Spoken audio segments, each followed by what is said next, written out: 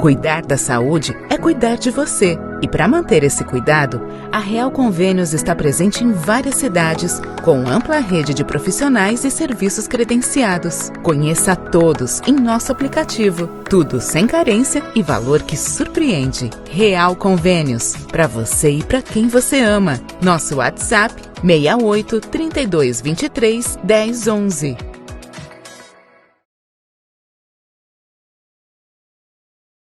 Meus amados irmãos, estamos começando nesse dia tão especial o bate-papo aqui com meu amigo Diego Bruno, diretamente do podcast Alex Carvalho. E nessa noite nós vamos ter uma conversa sobrenatural, porque quando eu cheguei aqui em Rio Branco, era um jovem, adolescente, agora já um homem. O homem é dentista, ele é advogado também, professor. E também é casado, e melhor de tudo, é flamenguista. Então, na verdade, vai ser um prazer enorme conversar com esse meu amigo. Eu posso chamar de irmão, e vocês vão saber por que eu posso chamar ele de irmão durante o nosso bate-papo. Então, segue a gente aí no YouTube, aí, Alex Carvalho, porque eu tenho certeza que você vai adorar esse bate-papo. Eu já quero agradecer também o apoio da Real Convênios, que é nosso parceiro dessa noite. Diego Bruno Nascimento, meu amigo, seja bem-vindo no podcast aí.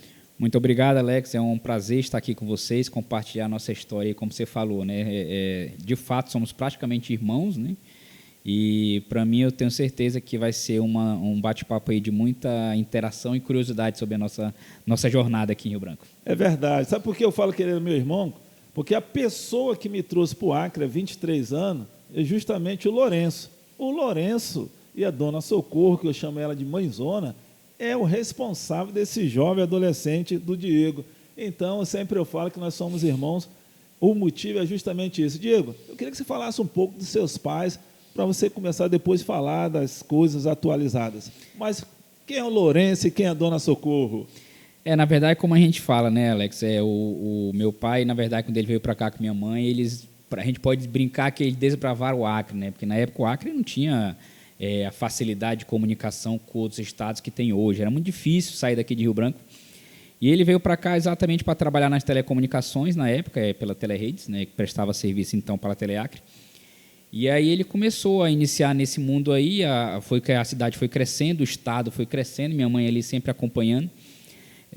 Nós já, na época ele veio para cá, nós éramos dois, eu e o Diogo. Aqui nasceu o Danilo. Na verdade, a criança é somente o Danilo. Nós somos nascidos no Pará, somos paraenses. E o tempo foi passando, a cidade foi crescendo, né? Nós também fomos crescendo, escola, faculdade e tal. Aí tivemos aí, trouxeram você, como se disse, né? Em 99. 23 anos se passaram, meu 23 irmão. Anos, eu lembro perfeitamente. Você não mudou, não, né? Você continua um cara bonito, né? Mas eu realmente mudei um pouquinho. Não tinha tantos cabelos brancos, hoje eu tenho. Meu pai também era cabeludo na época, hoje já não é mais tão cabeludo. Isso. Né? Minha mãe mudou um pouquinho. E nós estamos aí hoje, realmente, há bastante tempo nesse contato da minha família com você. Você é uma pessoa sensacional nesse tempo todo que nós convivemos. E hoje está muito fácil morar em Rio Branco, mas na época realmente que eles vieram, né, era mais complicado para tudo, né? Mas hoje a gente tem aí uma oportunidade de morar numa cidade muito boa, né, apesar dos problemas que nós vivenciamos. Mas é uma história bem legal, que meu pai e mãe construíram aqui e que ainda vai aí se prolongar por muito tempo. Glória a Deus. É verdade, irmãos. Bem que eu acho interessante, cara, que assim, o seu pai, eu cheguei aqui em 99, né? Cheguei para trabalhar com ele e ele teve uma conversa comigo na época, né? Que ele sempre foi muito brincalhão, mas muito severo, né? Muito exigente no trabalho. E ele falou que assim, negão, aqui é o lugar para você crescer na sua vida. Se você quiser ficar aqui comigo aqui, eu vou segurar você para ficar aqui no estado do Acre. E foi uma das decisões mais certas. Eu sempre agradeço a ele, porque, na verdade, foi a pessoa que me deu essa oportunidade de chegar em Rio Branco. Eu não conhecia nada, não conhecia nem Rio Branco. Vim passar 3 meses. E aí eu conheci a sua família, que todo final de semana eu estava na casa de vocês. Né? Eu não tinha família aqui, estava na casa de vocês. Então, assim, fui muito bem recebido, né? E eu fico feliz acompanhando hoje, você já é um homem casado, a gente vai falar daqui a pouco da sua família. As coisas foi mudando também a vida de vocês, profissionais. Então, assim, eu fico muito feliz de ver o crescimento, não só meu, mas o crescimento dos meus amigos, irmãos como você, né? E é bem interessante que você é o mais velho dos três. Sim. Que, no caso, tem o Danilo, o Diego, e você é o Diogo. E o Anderson também, que é o irmão Anderson, de criação que é policial, nossa. o Anderson. Policial, exatamente. Justamente, meu amigo que é bom de bola, hein? E você também, né? Fazendo parênteses aqui para quem está acompanhando, se vocês querem aprender a jogar futebol, assistam o Alex jogando. O cara é bom de bola, né? Então, na verdade, assim, foi um tempo muito bom de aprendizagem com vocês. E eu queria saber como que foi a sua construção, que você construiu a sua família também, né? Agora você é pai, é casado, e como que foi isso na sua vida? Na verdade, coincidentemente, nós estávamos esse final de semana, sábado agora, eu fui com minha esposa e minha filha lá no centro, né? A gente foi atrás de um brinquedo lá para minha filha, e nós andamos naquele calçadão ali do centro, que antigamente era pista, passava ônibus, passava carro. A minha vida escolar, o tempo todo, foi ali no Colégio Batista, aquele prédio lá no centro, hoje é um prédio praticamente desativado, que é da Igreja Batista, ali no centro. A minha vida toda escolar foi lá nesse Colégio Batista. Aí nós passamos lá, como eu falei, coincidentemente, não sabia que a gente ia ter essa conversa aqui hoje, eu mostrei para minha filha, olha, Ayla, foi aqui que o papai estudou a vida toda. Aí lá o prédio realmente está bastante velho, mas eu estudei lá no Batista da primeira série até o 3º ano do ensino médio, né? Foi quando eu terminei, aí fui para Belém estudar para fazer faculdade. E foi quando lá eu fiz o curso de odontologia, me formei e voltei para cá em 2009. E de 2009 para cá, eu estou aqui em Rio Branco, né? Nesse meio caminho aí, eu comecei a dar aula em faculdade, comecei a conhecer outras áreas, e aí me deu na telha fazer o curso de Direito, cara. Muitas pessoas acham meio estranho, mas enfim, né? Às vezes algumas ideias aparecem na sua frente, algumas oportunidades, e você quer abrir mais portas. E eu fiz o curso de Direito aqui, me formei em Direito. Hoje, eu, como você falou, também sou advogado. Nesse tempo eu também casei. Hoje eu tenho uma filha de 8 anos e minha esposa está grávida, né, de 5 meses. Acho que você nem sabe, né? Não sabia de pois primeira mão. Não, eu deixei para contar hoje, né? Deixei para contar hoje. Pois é. Meu amigo. Meus está grávida de 4 meses. Você e sua família, que bênção, Pois é, cara. mais uma menininha está vindo aí, se Deus quiser. Uma princesa está chegando aí, então. Mais uma herdeira das dívidas, né? Isso, bom que divide, fica menos pesado para ela. Fala com o vovô lá, e o vovô lá tem uns gadinhos. Pois é, eu estou contando com esses gados aí para o meu planejamento. Porque, na verdade, com certeza o Lourenço e a Socorro lá são uns avós de excelência e vai ajudar vocês aí na criação desses meninos que estão chegando aí. Mas, cara, é bem interessante que você disse, né? Você se formou em odontologia e você era um cara... Eu mesmo fui várias vezes com você tratar meus dentes. Você é um bom profissional nessa área. O que deu na sua cabeça de sair dessa área e ir para a área de advocacia? Aparentemente não tem muita coisa a ver, né? De fato, eu comecei sendo dentista, eu clinicava, como você falou, né? Eu tive a oportunidade e a honra de ser o seu dentista por um determinado período. Mas, na verdade, Alex, o que acontece? Você vai vivendo, você vai aparecendo ali a oportunidade de trabalho, você conhece outras áreas, que foi o meu caso, né? Eu fiz uma pós-graduação em odontologia legal, que nada mais é do que a parte da odontologia que estuda toda a legislação voltada para esta profissão. Ok. Aí, a partir do momento que eu fui me aprofundando, estudando e lendo sobre esse ramo, me despertou a curiosidade de querer um pouco mais, né? E aí eu pensei, acho que um pouco mais além do que eu já estou vendo aqui é fazer Direito. Eu fiz Direito, né? Na época fiz a prova da OAB, passei na OAB, e aí estou onde eu estou nesse momento, né? Hoje eu não faço mais clínica de odontologia. Eu atuo como dentista apenas em perícias, né, em ações contra dentista, eu faço perícia ainda, mas hoje, basicamente, eu advogo, né, e sou professor em algumas oportunidades. Foi isso que me levou a fazer Direito, né? Muitas pessoas acham que não tem muita coisa a ver. Eu entendo que sim, porque você sabe tão bem quanto eu que o direito está no nosso dia a dia. Tudo que você faz na sua vida profissional, pessoal, o direito está ali inserido. E na odontologia não é diferente. Eu fui descobrir isso depois e foi o que me levou a fazer Direito. Igual você, tem muitas pessoas que fazem uma faculdade e até atua por um tempo, mas depois se encontra em uma outra profissão e cria um amor, na verdade, e consegue também ser bem-sucedido. Porque tanto na odontologia como na advocacia você é bem-sucedido.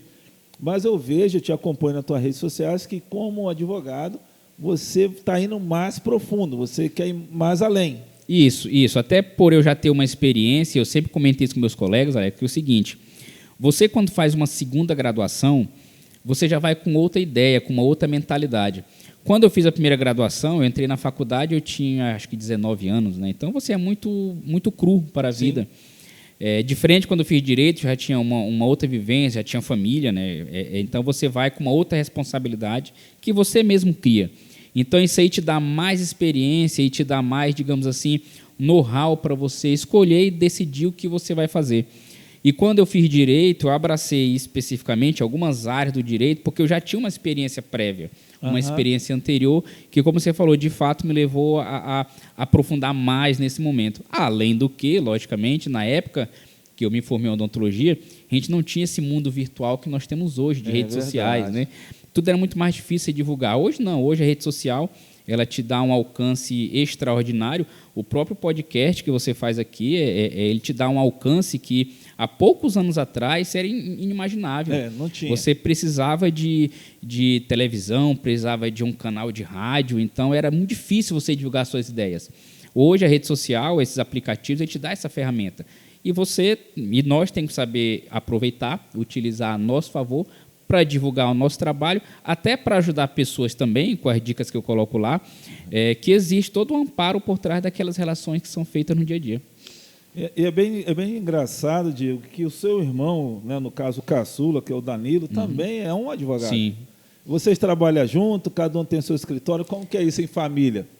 Nós não trabalhamos no mesmo espaço, no mesmo escritório. Ele tem um escritório dele, eu tenho o meu, mas nós conversamos. Então, tem situações de casos que, às vezes, ele é uma área que ele atua, que eu pego umas dicas com ele, né? Isso é perfeitamente possível. E por que nós não estamos no mesmo escritório? Como ele, embora ele seja o caçula, né, dele foi a primeira graduação, então ele se formou antes de mim. Então, quando eu me formei, entrei no mercado da advocacia, ele já tinha, o escritório dele já tinha a vida profissional dele. E aí ficaria meio que, na minha visão, sem sentido eu entrar e que eu ia ficar meio que deslocado, né? Sim. Apenas por causa disso, mas a gente conversa profissionalmente, claro, sobre os casos que eu tenho, os casos que ele tem, e a gente consegue avançar aí.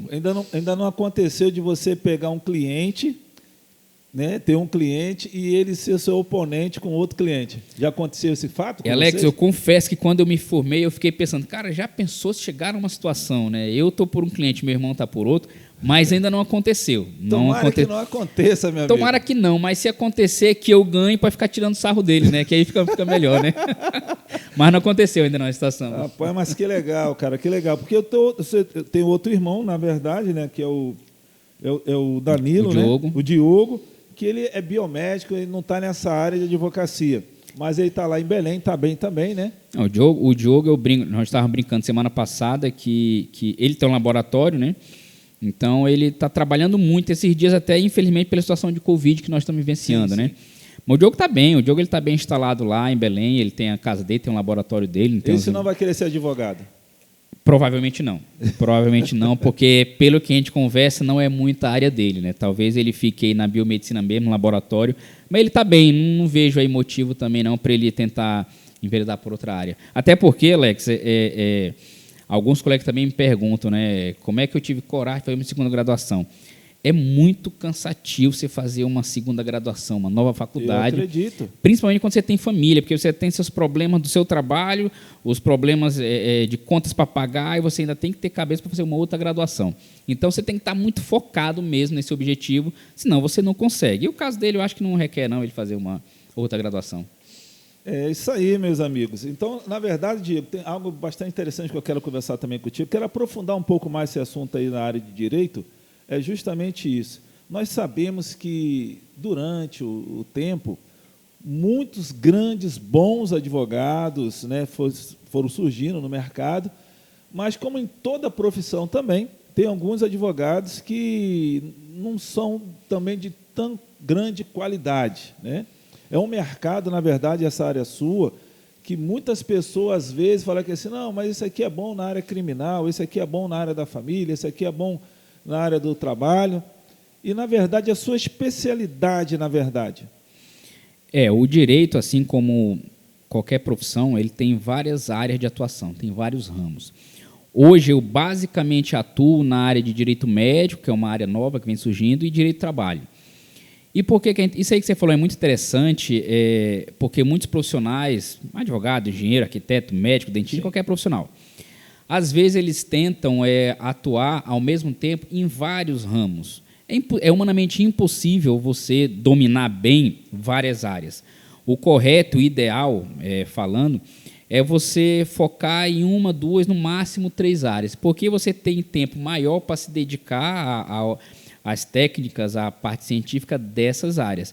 Então, seria muito cômodo, eu como advogado, fazer várias áreas. Não dá, é impossível, porque cada área tem seu rito, cada área tem seu conteúdo, e a partir do momento que você escolhe, que você define como sua área de atuação 2 ramos, você tende a ser melhor nessas áreas, Sim. porque você passa mais tempo fazendo trabalho sobre aqueles ramos. Então, você vai ler mais sobre aquilo, você vai atuar mais sobre aquilo, você vai ter uma experiência maior naqueles assuntos. Ao contrário do que você, toda semana, você pega casos de 6, 8 áreas, que nosso cérebro é limitado, né? Nosso cérebro é praticamente um computador, mas você não consegue estudar tudo, não dá, é humanamente impossível. Então, eu sempre acho melhor, em qualquer área, você procurar o seu nicho de mercado, que é o que nós falamos. Você procura uma área que você se identifica, se aprofunda e foca naquela área. É isso aí, Diego. E assim, eu observo, no caso, eu admiro muito essa profissão sua, né? No caso, quem advoga, eu acho muito tremendo. Tem um filme que eu assisti chamado Advogados do Diabo. É um filme bastante interessante. O cara não perdia uma causa. Só que por detrás desse cara, desse advogado, no filme, ele tinha uma influência espiritual, assim dizendo. Sim. Claro que tem muitos desses tipos de advogado que eu acredito que eles fazem de tudo para não perder o caso, né? Uhum. E, na verdade, deixa eu te fazer essa pergunta, que com certeza muita gente vai não se assistir, mas quando você pega um caso para você poder analisar e você vê que, na verdade, aquele caso é um caso perdido dentro da sua visão humana, mas dentro da sua visão profissional, você pode ter mecanismo para manipular aquele fato. Então, na verdade, como a gente está aqui nessa conversa bastante aberta, né? Como que você vê isso? Algumas pessoas usam essas ferramentas, tipo assim, usa a expertise de algumas coisas, sabendo que o cliente realmente está errado, e aí, de repente, profissionalmente, ele consegue encontrar uma vírgula e um ponto dentro do processo, e ele consegue reverter todo o processo e consegue dar causa-ganha para o cliente. É como você falou muito bem. Claro que existem situações. No direito, a gente nunca pode falar para o cliente que essa causa é ganha, porque não é você que julga, né? Você depende do julgamento do juiz, de desembargador, enfim. Mas existem situações, se a gente pensar no inverso, que é o mais possível, como você falou, existem situações que você vê que, cara, isso aqui está difícil, não tem jeito, é uma causa perdida, como você falou. Mas isso não quer dizer que você vai abandonar o cliente. O direito ele é muito subjetivo. Em que sentido? Algumas situações que acontecem no dia a dia, inclusive as leis que são feitas, resoluções, elas dão uma margem para interpretar de forma diferente. É por isso que, às vezes, nós percebemos que casos parecidos são julgados de forma diferente. É pela subjetividade que gera toda uma doutrina jurídica, digamos assim. Então, quando a gente pega um caso que nós vimos ali de forma preliminar, que é um caso perdido, e o cliente, às vezes, ele está consciente disso, e nós vamos apenas enfatizar, o que a gente tenta é minimizar o dano. Então, por exemplo, ali numa causa que ele cometeu alguma conduta que gerou um dano a uma terceira pessoa. Quem sabe que ele cometeu o dano, ele é consciente disso. Nós, como advogado, vamos tentar fazer o quê? Minimizar uma condenação. Se era para ser condenado em tantos R$1.000, a gente tenta ali uma condenação um pouco menor. Ou então, como você falou, de repente há um contrato ali, você lê de forma mais atenta e percebe que há uma falha de digitação. Coincidentemente, eu tive um caso, semana passada, no escritório, de um colega que fez um contrato de serviço para fazer energia solar em um determinado local. E aí o que acontece? A pessoa não foi fazer esse serviço, né? Ela assinou o contrato, mas não pagou. E aí ele foi lá comigo para executar aquele contrato, porque tinha multa prevista e tudo. Só quando eu fui ler o contrato, olha, que eu percebi que tinha uma falha grave de digitação, de redação, que invalidava o contrato. Aí eu conversei com ele, ele falou, não, Diego, isso aí realmente foi um erro de digitação. Eu falei, olha, cara, mas infelizmente na justiça não cabe você dizer, não, mas eu errei. Não, o que vale é o que está escrito. Então, nessas situações você percebe que é muito difícil você ganhar, você tenta minimizar o dano. E o que nós falamos no direito é o seguinte, às vezes você ganhar uma causa não é você ganhar com o valor que essa expressão tem no nosso dia a dia. Né? Certo. No direito, o fato de você minimizar o dano, você ganhou aquela causa, que era uma causa perdida, como você falou, mas que você minimizou o dano do teu cliente. Então, o direito te permite isso. Isso é muito mais comum de imaginar na área criminal, onde aquele cara confessou e ele vai ter o advogado dele. As pessoas vão, pô, mas por que o advogado, se ele já confessou? Reduzir a pena. Conseguir algum benefício processual, algum benefício ali no regime de cumprimento da pena. E esse que é o objetivo do direito, né? Te dar margens para você conseguir ali determinados benefícios para o teu cliente, que por mais que ele vá ser condenado, ou então vá pagar alguma indenização, você minimiza ali o prejuízo dele, né? Digamos assim. É bem interessante, Diegão, que é o seguinte... Eu gosto desse assunto. Meu avô foi advogado. Se eu não fosse pastor, talvez eu estudaria para ser um advogado. Só que eu gostaria de atuar em outras áreas. Como você mesmo disse aí, essa área trabalhista é uma das áreas que Rio Branco, na verdade, que é uma cidade ainda pequena, tem muita dessa associação trabalhista. E uma das coisas que funciona é a Maria da Penha também, que tem isso aí funciona. Quando o camarada vacila e liga para o advogado, me prenderam por causa de pensão alimentícia, violência, as coisas todinhas. E é bem interessante, Diego, que é os camaradas de porta de delegacia. Lá no Rio de Janeiro a gente usa esse detalhe, né? Advogado de porta de delegacia, fica esperando o cara chegar. Opa, quem é isso daí? Deixa eu pegar esse caso aqui, né? E como que é ser advogado de porta de delegacia, aquele cara que nem sabe se o cliente vai chegar ou não, mas o camarada não tem escritório, mas ele fica esperando na delegacia chegar alguém para poder... ele apresentar com o seu cartãozinho que é um advogado. Como que vocês, advogados, que vocês têm uma associação, eu percebi também que você também estava fazendo uma chapa para participar, né, junto com seus colegas também, sobre a eleição que foi ano passado. Como que é isso? Fala um pouquinho sobre isso, a organização de vocês, como que vocês veem alguns advogados que não têm nem o escritório, fica só com o cartãozinho procurando no meio da rua um cliente, como que vocês... que são, né, uma instituição bem organizada, ver esses detalhes aí dentro do conjunto. A advocacia, o exercício da advocacia é regulada pela OAB, né, que é a Ordem dos Advogados do Brasil, que vai dizer como é que você deve atuar. De fato, hoje tem muitos advogados que não têm escritório físico, né? A própria pandemia mostrou para a gente que é possível você fazer algumas coisas restritas ao mundo virtual, ao mundo digital, WhatsApp, né, mensagens virtuais, é possível. Muitos usam essa denominação, advogado de porta de cadeia, de porta de delegacia. É um nicho, eu não atuo no direito criminal, mas é um nicho que alguns colegas abraçam e que é direito de cada um, eles vão lá trabalhar de qualquer forma. Você vai para a cidade grande, como você falou, Rio de Janeiro, toda a profissão lá é muito mais saturada do que aqui. Sim, sim. Então, o profissional ele vai tentar ali procurar formas, ferramentas de atuar que lhe garanta a sobrevivência. Talvez hoje em dia você ficar preso ali no seu escritório esperando o cliente não vai chegar. Ele não vai chegar como já chegou um dia. E não só no direito, em várias profissões. Aí o que acontece? Como a pessoa sabe que o cliente hoje ele não vai chegar ao seu escritório, a pessoa tenta fugir dessa situação mercadológica e vai procurar um outro setor de atuar. Então, realmente, talvez tenha profissionais que vão por delegacia, esperar, como você falou, o preso chegar, né? Fica ali, pode ser que chegue, pode ser que não chegue. Mas são ramos, tem advogado que inclusive fica ali na frente do fórum, esperando chegar algum caso. Eu não julgo, né, o perfil desses profissionais, mas é perfeitamente possível. Agora, uma coisa é fato, está crescendo muito o número de profissionais que hoje advogam sem ter escritório físico, né? Alguns clientes ainda acham que é necessário ter aquele escritório bonito de antigamente, mas isso está diminuindo muito, até pela evolução tecnológica, né? Se você for levar em comparação com mídias de TV e de rádio, a tendência é a própria estrutura deles também diminuir. Por quê? Hoje em dia nós estamos aqui presencialmente, mas existem muitos programas onde está o apresentador ali no estúdio, o convidado está na casa dele fazendo a chamada de vídeo, sei lá. Então, a tendência é essa mesmo, reduzir toda a estrutura física para permitir redução de custo, claro, e também porque o mundo hoje pede isso, né? Um contato mais digital, mais virtual. A questão da chapa que você falou é por eu ser dentista, né? Eu concorri ao Conselho Regional de Odontologia.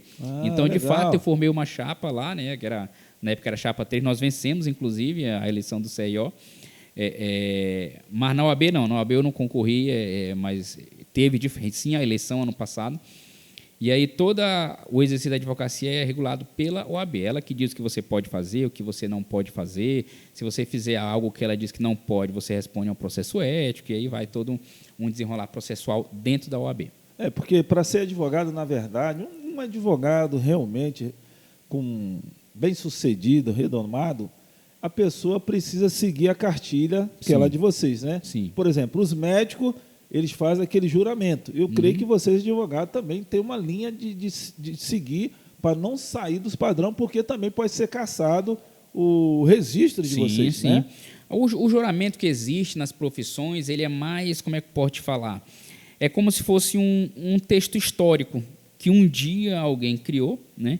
E aí virou cultura, e aqueles profissionais que entram naquela área, eles fazem esse juramento, mas o objetivo deles de forma geral, é garantir que você vai sempre prestar um bom serviço para a sociedade. Você vai sempre respeitar a necessidade do teu cliente, ou na área da saúde, na área médica, como você falou, do teu paciente. Mas, saindo da questão do juramento, é como eu disse, os médicos eles seguem as normas do Conselho Federal de Medicina, os dentistas de odontologia, o engenheiro, arquiteto de engenharia e o advogado da OAB. E essas normas éticas, elas precisam ser seguidas, né? Embora nós tenhamos casos de profissionais que, às vezes, fazem algo que não deveria, isso vai ter repercussão. E como você muito bem falou, uma das penalidades que os conselhos de classe podem aplicar aos profissionais é a cassação. Então, você não poderá mais exercer aquela profissão. É uma pena muito pesada. Já pensou? A única coisa que você sabe fazer é advogar.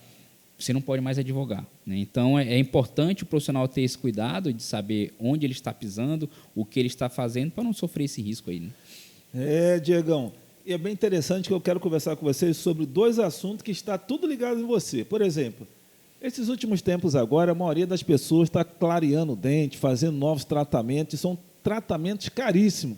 E eu tenho acompanhado nas redes sociais que tem muitas pessoas entrando com processo contra o dentista, porque, na verdade, acabou diluindo os dentes, que é um osso, né? O dente é um osso, e aí foi para colocar esses novos modelos de dente, né? E você tem pego desses casos aqui em Rio Branco, ou é só mais acontecido fora? Porque o camarada gasta, às vezes, aí de 30, quase 40, 50 mil nos dentes hoje, e, às vezes, não fica da forma que o dentista falou que ia ficar, e, geralmente, acaba com um processo aí querendo indenização, que os dentes não ficou do jeito que queria. Essa observação que você fez, Alex, ela é muito pertinente, cara. A mídia, de forma geral, ela praticamente dita como a população terá que se comportar. E hoje é muito comum você ver personalidade com aqueles dentes brancos da cor de neve. Né? Lindo, né? Lindo. Aí eu faço até um parênteses aqui para os nossos colegas que estão assistindo. Aquilo lá, para nós, da odontologia, não existe nada mais feio do que aquele dente branco da cor de neve. Porque o dente ele não é branco. O dente ele é amarelo. Claro, você pode clarear para ficar um pouquinho mais branco? Pode, é direito seu. Só que nós atingimos uma situação de mídia que tem dentes que são branco quase azulado, de tão branco que são. De tão branco, né? E aí o que acontece? O paciente vê aquele cantor, aquele jogador de futebol com aquele dente branco, ele vai lá querer fazer o mesmo. Procura o dentista e, olha, eu quero ficar com o meu dente branco. Hoje são as famosas lentes de contato dental, né? Que você dá a cor que você quer ao seu dente. Antigamente não tinha isso, não tinha, era só o clareamento, como você disse. Só fazer o clareamento. A laser, eu cheguei a fazer a laser. Exato. Cheguei a fazer clareamento a laser, mas era normal. Mas do jeito que é hoje em dia, e é caro, meu amigo. E, inclusive, o clareamento, Alex, que você fez numa época, ele não consegue dizer para você, olha, teu dente vai ficar dessa cor. Não dá para você fazer. Você vai clareando, existe um limite biológico, claro. Além de contato, não. além de contato, você escolhe o branco, digamos assim, né?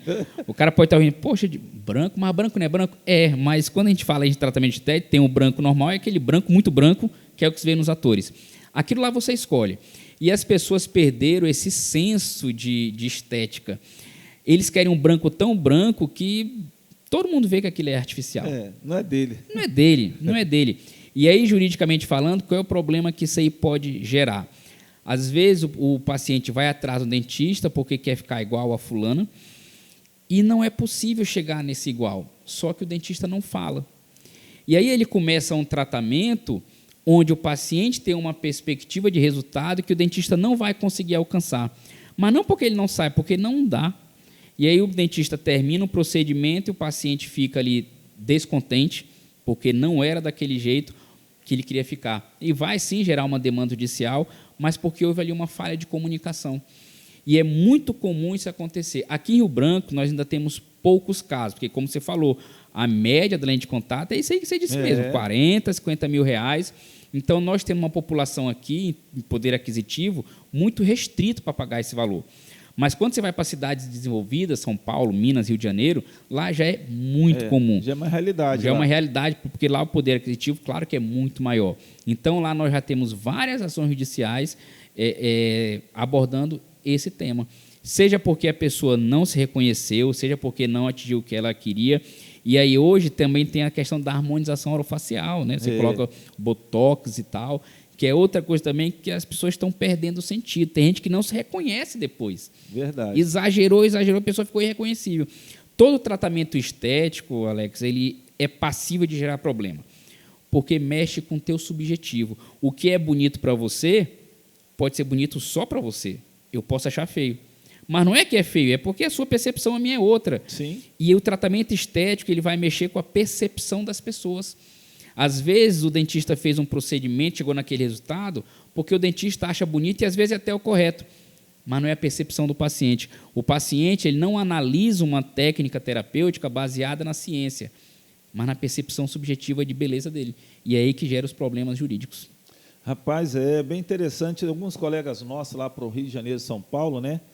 E me mandaram foto, rapaz, meu dente agora está top, não sei o que e tal. E é bem interessante que não é eterno isso. Em período em período tem um tratamento para se fazer, né? Retira e repõe de novo e tal.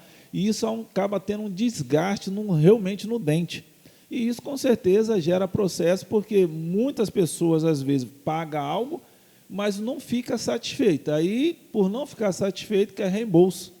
Essa situação não só de dente, mas esteticamente também. Pessoas colocam silicone, essas outras coisas a mais, e quando vai ver o resultado não é aquilo que esperava e vai partir procurar um advogado para poder correr atrás e ser ressarcido no que foi gasto, não é isso? Isso. Aí, quando vai para a justiça, Alex, nessa situação que você falou, o resultado não era aquilo que ele queria, o que vai ser discutido lá? Se o profissional, médico, dentista, seja lá quem for, forneceu para o paciente essa informação. Se deixou claro para o paciente onde era possível chegar e o que não era possível. Porque, como eu disse, às vezes o paciente ele quer um resultado que, biologicamente falando, não é possível chegar. Que se o profissional tentar chegar naquele resultado, vai causar muitos danos ao paciente. Mas o paciente precisa ter essa informação. E, às vezes, eu comento com meus alunos sobre isso, tanto na graduação quanto na pós-graduação, que muitos profissionais médicos, dentistas, são condenados a reembolsar o paciente, como você disse, não porque o tratamento foi errado, o tratamento foi correto. O profissional fez tudo de forma correta, porém faltou o quê? Informar o paciente quais eram os riscos, quais eram os efeitos colaterais, benefícios, usando o exemplo claramente que você falou. Não sei se você se você lembra, mas clareamento, ele deixa os dentes sensíveis. Sim, deixa. Você lembra, né? Lembro. E esse clareamento pode ser essa sensibilidade pode ser por 2 dias, 3 dias, por 1 semana, 2 semanas. Mas você, paciente, você sabe disso? Não, você não sabe, você não é o profissional. O profissional tem que te informar isso. Olha, pode ficar sensível, transitório e tal. Porque dependendo da tua profissão, Alex, a sensibilidade nos dentes, se você é uma pessoa que fala com o público, cara, vai doer só pelo fato de você falar. Eu acredito. Né? Então, será que você foi informado e aí você vai ficar descontente? Você vai procurar o dentista, ele vai dizer, não, mas é normal, que é assim mesmo. Aí você vai dizer, não, mas eu não sabia que era assim. Se eu soubesse, Ninguém me avisou. Ninguém me avisou. E quem é o responsável por informar você é o profissional. Eu brinco com meus alunos lá que, embora hoje nós tenhamos facilidade de informação, a internet, mas você não pode se confiar que o teu paciente vai saber de tudo, porque é você, profissional, que tem que informar aquilo para ele. Eu estou seguindo você nas tuas redes sociais, é bem interessante que você fez uma publicação que está assim, ó, paciente não gostou do tratamento, será que o profissional é obrigado a devolver o dinheiro? Essa é uma pergunta que, inclusive, alguns colegas meus fazem, né? Porque como eles sabem que eu estou nas duas áreas, por que eu fiz essa pergunta aí? Por duas situações, Alex. Tem profissional que acha que quando ele devolve o dinheiro, ele reconhece o erro. Não, se devolveu, porque você está reconhecendo. Aparentemente, até parece isso. Mas, por outro lado, tem profissional que diz que não vai devolver porque é assim mesmo, que o resultado normal é esse. Tudo que vai balizar essa discussão jurídica, Alex, é documentação que o dentista fez. Ou seja, como é que está esse contrato? O paciente assinou o contrato? O paciente foi informado dos efeitos colaterais desse procedimento? O paciente estava ciente que poderia ficar assim? E aí, quando o profissional ele opta por devolver o dinheiro, até isso ele tem que saber como fazer. Porque se ele devolver o dinheiro simplesmente por devolver e não registrar, o paciente pode processar ele depois e conseguir o dinheiro. E conseguir o dinheiro. Conseguir de novo. No direito, a gente fala o seguinte, isso serve para qualquer pessoa. Quem paga mal, paga duas vezes. Ou seja, aquele cara que está te cobrando uma dívida e você paga para ele, mas não se certifica que é para ele que você deve, o outro que realmente você deve, você vai pagar para ele. Porque se você pagou para a pessoa errada, o problema é seu. O problema é seu. O cara lá vai ter que receber. Acaba pagando duas vezes. Quem paga mal, paga duas vezes. Então, no caso da publicação que você falou, se vai ter que reembolsar ou não, tem que ter uma assessoria jurídica para saber a hora de fazer isso e como fazer. Senão, como eu disse, você vai pagar duas vezes. Diegão. Meus amigos, está vendo aí? Se você não prestar atenção, você pode estar pagando duas vezes algo que você poderia pagar só uma vez. Só uma vez. Se precisar, porque nada garante que naquela situação, você, dentista, digamos assim, você errou, né? Isso que a gente está falando uma situação hipotética de que, de fato, o erro existe. Aí, claro, vai discutir a devolução do dinheiro. Diegão, nós estamos aí começando o ano, né? Estamos ainda em janeiro. E final de ano, cara, tem muito dessa situação dos Black Friday, das lojas. E aí, rapaz, quando você vai ver, na verdade, nos Estados Unidos o pessoal é mais ligado nisso. Aqui no Brasil o povo vai muito do momento, né? Mas a gente vê que as pessoas colocam uma promoção e quando você vai ver não é promoção. E o consumidor, na verdade, ele paga o que está lá escrito na promoção ou paga o valor que o cara colou em cima do valor real do produto que está ali na prateleira? Na verdade, Alex, o que acontece? Claro que tem empresas que, de fato, fazem promoção, mas eu costumo brincar que é Black Fraud, né? Metade do dobro. Venha, corre que é metade do dobro. O objetivo da Black Friday, na verdade, é vender. O mundo capitalismo, o comércio vive de venda e o consumidor vive de consumir. E desconto, Alex, mexe com a nossa cabeça. Falando como consumidor. Você, às vezes, nem sabe que você tem desconto, mas quando você falar 20%, você vai comprar. E isso te leva a consumir, porque nós somos doutrinados a consumir. Então, às vezes, o objeto X que você quer comprar custa R$1.000, né? E aí, na Black Friday, o que eles colocam? De 1.500 por R$1.000. Na tua cabeça, tu vai ver o quê? Caramba, R$500. Você vai comprar. 50% de desconto, vou comprar. Você vai comprar e você compra. Mas, na verdade, o preço já era aquele. Só que aqui, infelizmente, no Brasil, se adquiriu a cultura de tentar meio que mascarar. Mas isso, você que é advogado, isso dá um processo, isso aí, se a pessoa chegar lá e falar que é assim, não, eu estou vendo, semana passada tive aqui, já era R$1.000, agora vocês aumentaram para R$1.500 e estão falando que é Black Friday para R$1.000. E a pessoa bateu o pé. Ela consegue alguma coisa em relação assim a entrar com o processo e querer pagar realmente o que está dizendo lá que era 50% e foi enganado. O consumidor acabou sendo enganado. Como que vocês, advogados, vê isso? Juridicamente, Alex, é muito difícil conseguir alguma coisa nesse sentido aí. Por quê? Justiça é caro e é demorado. Então, às vezes, não vale nem a pena. Agora, o PROCON, dos estados, Ministério Público também, da Promotoria do Consumidor, ele já tem política de fiscalizar aquelas empresas que enganam o consumidor. E aí, como é que eles fazem isso? Existem já aplicativos, sites que registram os preços antes da Black Friday para você poder comparar. Tipo, chegou ali no mês de novembro, o camarada já vai lá, Perfeito. dá uma olhadinha e tal. Registra. Virou para dezembro. Vamos ver como é que está aqui. Vamos ver como que está. É nessa hora que o PROCON, o Ministério Público, eles podem sim notificar as empresas e aplicar multa por enganar o consumidor. Ali é publicidade enganosa, que é vedado, né, no Código do Consumidor, porque ele faz o consumidor cair em erro. E, como eu disse, nós somos movidos a consumo, então aquilo vai mexer com você. Às vezes, o que vários setores fazem, né? Só pelo fato de te dar um desconto, ele aumenta o preço um pouquinho, só para dizer que está te dando desconto. Boleto, quando você vai pagar a boleta, aparece lá, se pagar até o dia do vencimento, tem 5% de desconto. Mas o valor é aquele. O que ele faz? Ele aumenta o preço 5%, só para te motivar a pagar no vencimento e ter o desconto. Desconto sempre é bom, sempre é bom. Mas, no Brasil, a Black Friday, infelizmente, por algumas empresas, foi desvirtuada do seu propósito. Né? E aí eles querem apenas fazer o consumidor comprar. E a gente vai comprar. Mas você que é advogado, na verdade, por exemplo, você chega no supermercado, você comprou lá um produto, aí você levou.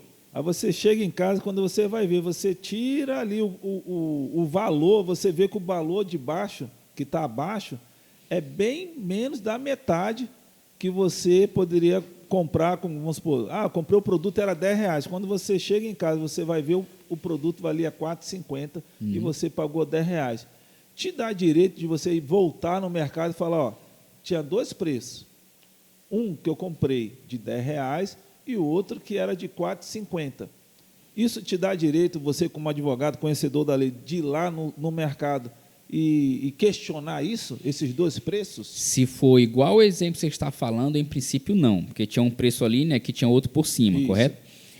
O que acontece que te daria essa possibilidade, esse direito, é se você, em lugares diferentes, visualizar preços diferentes, né? Não no mesmo produto.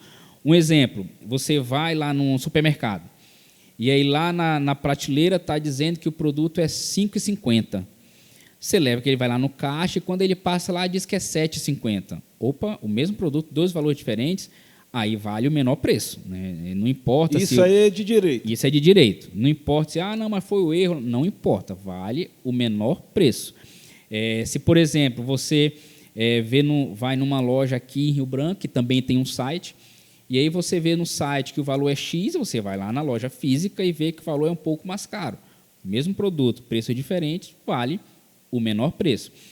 Eu não gosto... Mesmo, por exemplo, mesmo que seja, por exemplo, loja virtual e uma loja física... Se for na mesma cidade. Se for na mesma cidade, então, por direito, eu vou lá, vamos supor, vejo uma camisa na loja virtual, custa R$ 79,90. E aí eu vou na loja física, eu chego lá, está 120. Aí eu posso levar, no caso, o print da loja e falar, ó, eu dei uma olhada no site de vocês e lá era R$ 79,90 e aqui vocês estão me cobrando a cento e pouco. Eu posso fazer isso, então? É possível, sim.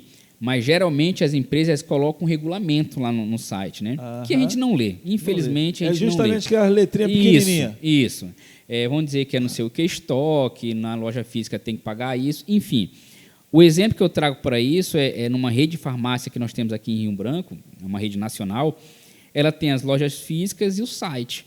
No site, o produto é mais barato que na loja física.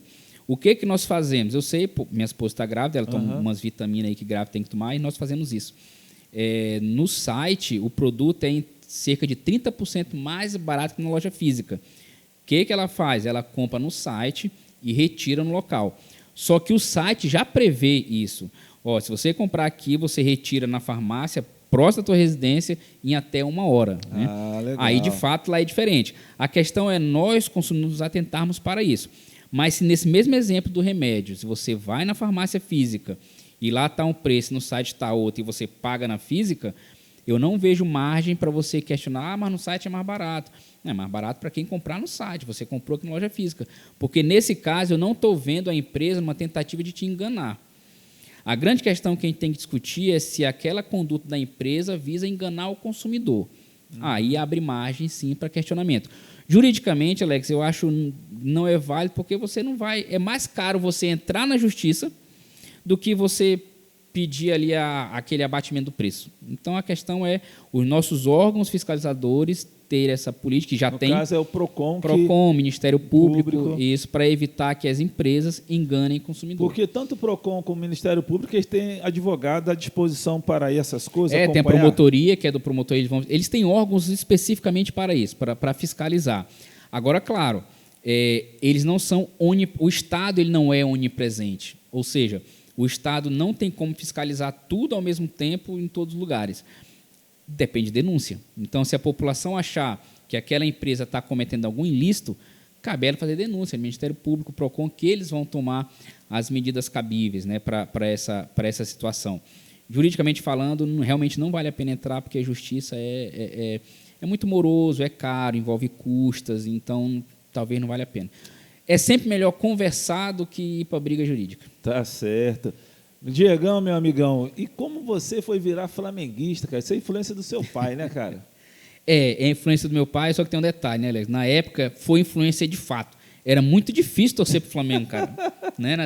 Ali na década até 2015, 2014, era muito difícil ser Flamengo. Hoje não, hoje você é flamenguista porque ganha tudo. Né? É verdade. O que sobra, ano passado, deu uma zebrinha. Mas hoje é muito fácil ser flamenguista, cara, né? A gente está mal acostumado. Se a gente não ganhar tudo, está muito ruim. Né? O teu pai torce pro Paysandu lá. Paysandu, ele é lá de Belém do Pará. Mas no Belém do Pará é Paysandu, né, cara? Lá em Belém nós somos Paysandu, né? Está na Série C, está numa situação aí um pouco... Difícil. Difícil, né? Mas está brigando. Chegou próximo de subir ano passado, faltou uma fase apenas. Mas lá em Belém nós somos Paysandu. Lá a rivalidade é muito grande entre Paysandu e Remo. É verdade. Paysandu é maior, né?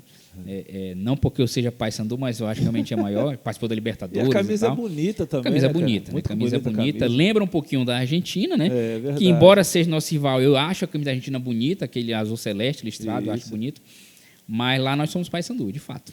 Tá certo. É isso aí, meus amados irmãos. Nessa noite aí, estamos aí conversando um pouquinho aí com o nosso amigo Diego, advogado, dentista, pai. Já está chegando mais um herdeiro aí na família. E a gente está com esse bate-papo aqui bem tranquilo, bem maravilhoso. E é bem legal, Diego. E você tem um grupo aí, você é professor também, né? Sim. Como que é o perfil dos seus alunos ali? São jovens, são mais homens, mais mulheres? Eles estão pegando também esse entendimento da área de advocacia? Qual o teu público lá na sua escola? Na sua escola não. Qual o seu público lá onde você dá aula? Essa questão de público hoje em dia é bem interessante, Alex. Antigamente, você ia para o ensino superior, era só adolescente, né? Jovem, adolescente. Hoje não. Hoje nós temos, dependendo do turno que você vai ministrar na graduação, você tem mais adultos, chefes de família, pai, mãe, do que adolescentes. Está eclético o negócio. Está bem eclético, até pela política que se instalou em termos de ensino. O meu público hoje eu dou mais aula para pós-graduação, para dentistas, especificamente da parte de legislação. Ele também segue esse mesmo ritmo. Geralmente são profissionais com sua vida ali encaminhada, com seus problemas do dia a dia, de quem tem uma casa para gerenciar. Mas eu sempre tento esclarecer isso aí para eles, que tudo é questão de você não tentar fazer as coisas do jeito que você acha que é, mas sim saber que existe toda uma legislação que ampara as suas condutas. E o que eu percebo também é que essa questão dos alunos de hoje, nós temos uma deficiência grave no ensino brasileiro, né, de ponta a ponta, desde a creche até o ensino superior, que vai refletir no profissional. Em que sentido? Hoje as escolas elas perderam muito referência. Você deve lembrar, eu acho que eu lembro, quando eu estava no ensino fundamental, eu tinha medo da diretora. Sim, sim. Cara, claro. quando diziam que a gente ia para a diretoria, meu Deus do céu, era terrível. Duas coisas que eu me lembro muito. Você vai para a diretora, se for no banheiro, a mulher loura está lá no banheiro. Então, tinha um papo da mulher loura, o homem do saco no banheiro, meu amigo, era um trauma esse negócio. Pois é, então, o que acontece? Hoje, infelizmente, por uma conjuntura que nós vivemos, se perdeu um pouquinho esse respeito pela instituição, respeito pelo professor, pela diretora, né? Mas não é um mal da graduação, é como eu disse, é um processo que vem lá da pré-escola, lá de trás, onde a criança que reprovou, o pai vai lá questionar a escola e não a criança. É verdade. Meu Deus, meu pai vai ver a gravação. Com certeza. Se a gente reprovasse na escola, nossa senhora, porque de fato é uma culpa nossa, não é da escola. A escola está lá para te ensinar. E a partir do momento que o ensino hoje, que o ensino perdeu esse respeito, isso interfere sim na nossa formação e inclusive nos profissionais que vão sair para o mercado achando que são eles que definem as coisas, quando não é.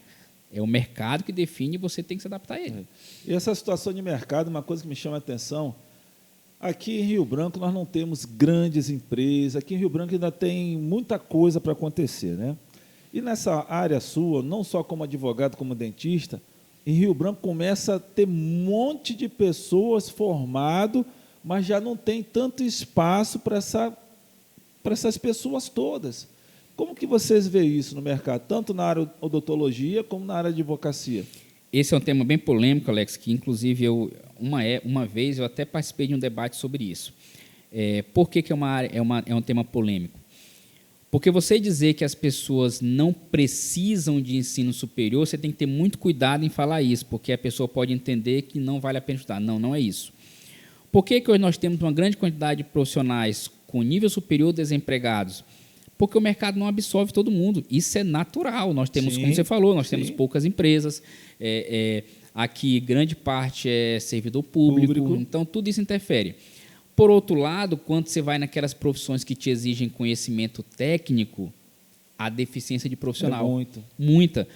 Os famosos cursos de eletrotécnica, esses cursos que antigamente eram mais divulgados, por que há essa inversão política que se instalou há anos atrás, em que estimulou todo mundo a fazer curso superior, mesmo sem ter afinidade por aquela área? Nós podemos falar do próprio FIES, que foi uma política excepcional para as pessoas de baixa renda, mas, por outro lado, ela fez a facilidade de cursar um nível superior, fez muitas pessoas cursarem uma graduação sem ter afinidade por aquela área. Só para ter um diploma. Só para ter um diploma. E poder entregar para a família, às vezes, né? Nem para si mesmo. Né? Pronto. E, às vezes, nem o mercado está precisando daquele profissional. Quando, na verdade, eu tenho exemplos práticos de colegas que foram alunos que eram excelentes profissionais naquela área de atuação deles, mas fizeram uma graduação que não tinha nada a ver com eles. Por quê? Pela facilidade de acesso. Eu cito sempre um exemplo, sem falar nome, claro, de um colega meu que tinha uma oficina de carro. O cara é muito bom, o cara é fera para consertar carro. E fez uma faculdade de enfermagem. Né? Aí eu perguntei, cara, mas por que enfermagem? Não, porque foi a nota que eu consegui passar. Você vê que já está errado. Já está errado. Está errado.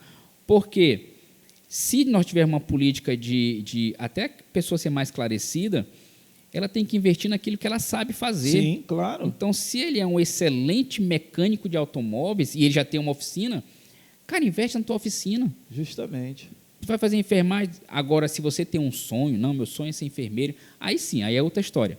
Mas a maioria que nós vemos é isso, pessoas que não têm nenhuma afinidade por aquela área, que fazem, digamos assim, por fazer, porque é o que deu, foi a nota que dava, e aí nós temos profissionais no mercado sem competência suficiente, desiludidos, né?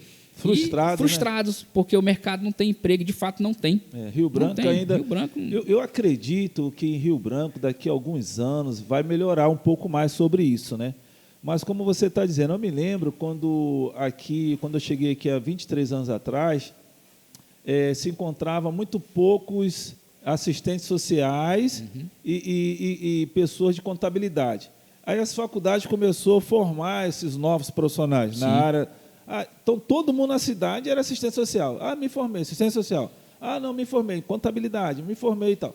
E a gente vê que o mercado, na verdade, ele não teve como absorver. Então, a gente vê pessoas em Rio Branco com 3, 4 faculdades desempregadas, que não significa hoje você ter, né, um canudo, no caso, ter uma faculdade ou duas, que isso vai te dar justamente certeza de você estar bem empregado.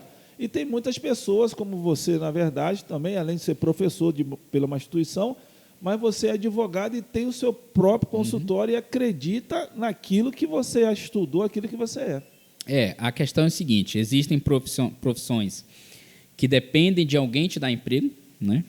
E existem profissões que você é profissional liberal, onde você abre o seu empreendimento e vai trabalhar. Por exemplo, a advocacia. Você abre o seu escritório e você vai advogar. Dentista, você abre seu consultório, você vai clinicar. A grande questão são aquelas profissões que dependem de alguém dar um emprego. O Acre é um estado que tem, acho que está chegando a 900 mil habitantes, Sim. Rio Branco 400 mil, só que o outro agravante que nós temos é que é um estado pobre, a gente sabe disso, Sim.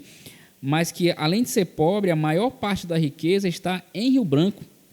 Você vai em muitos municípios aqui que vivem puramente do funcionalismo público. É verdade. Você vai em estados mais avançados, não, tem a capital que é desenvolvida e vários outros interiores. E tudo isso também contribui para nós termos, como você falou, profissionais com 3, 4 formações, que ainda não se localizou, não se achou, que está desempregado. Porque não é isso que a empresa quer. A empresa quer um profissional competente. Isso. O cara que chega lá e resolve, como você fazia lá com o meu pai. É verdade. Manda aí para o Alex que ele resolve. É verdade. Então, isso não quer dizer que você tem canudo. Sim. Você sim. pode ter e pode não ter. Você tem que achar o seu local de trabalho, achar o seu nicho e fazer bem feito. É verdade. Se você tiver uma graduação, ok. Na área que você tem afinidade, que você gosta, tudo indica que você vai ser um bom profissional. É verdade. Mas se não... Eu tenho uma filosofia seguinte, meu irmãozão. Eu sempre falo o seguinte: se você vai ser porteiro, seja o melhor. Isso. Se você é faxineiro, seja o melhor. Se você vai ser empreendedor, se vai ser advogado, dentista, seja o melhor. Porque mesmo que não tenha tantas oportunidades, mas o ser humano vai sempre procurar o melhor para ser atendido, o melhor para poder comprar, o melhor, e aquela pessoa que realmente tem um respaldo.